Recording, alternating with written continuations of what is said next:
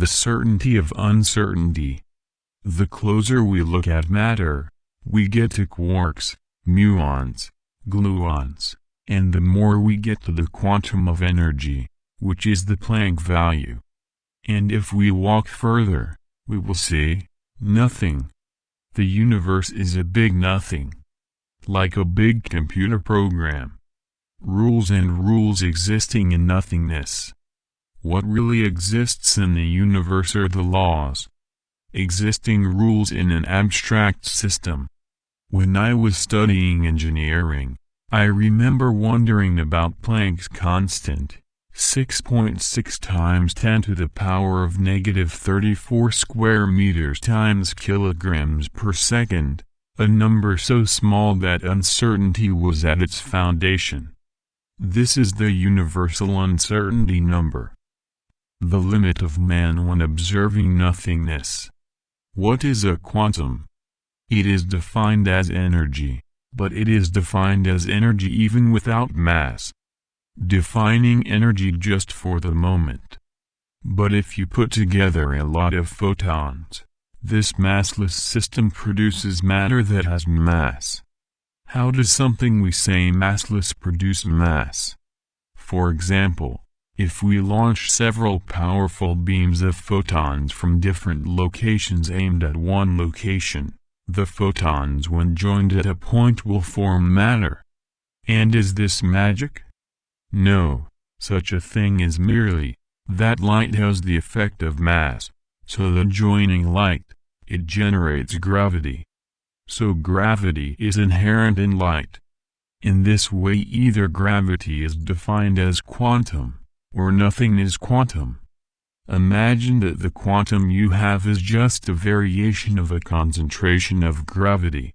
That is, imagine that the quantum in the photon is merely a specific gravitational concentration.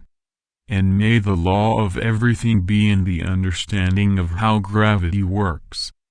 But science for the most part seeks to define gravity as quantum rather than quantum as formed by gravity. It is interesting that once again the man likes to bet on the wrong side of the game. Is Hawking entropy correct? Let's imagine a black hole, and a photon emitted in a direction where it is tangential to the black hole. According to Hawking's ideas, the photon splits in opposite directions when in contact with the boundary of events. That is, the surface of the black hole. The point is that these two photons are on the threshold of being absorbed or escaping. In that case, if both go in, it violates Hawking's rules.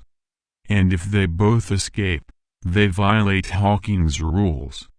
In this case, I create an escape, one escapes and one enters.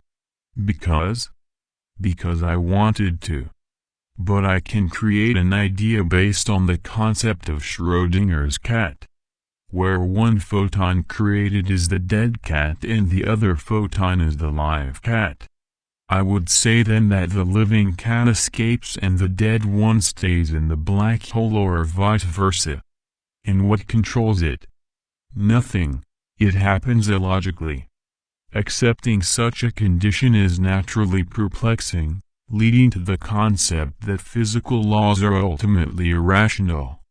The great problem is that we predict positions and orders, how to ground an irrational principle on the basis of rational ones. In the case of two photons, then because I like that both don't enter the horizon, or both don't leave, I merely stipulate that one leaves and the other enters.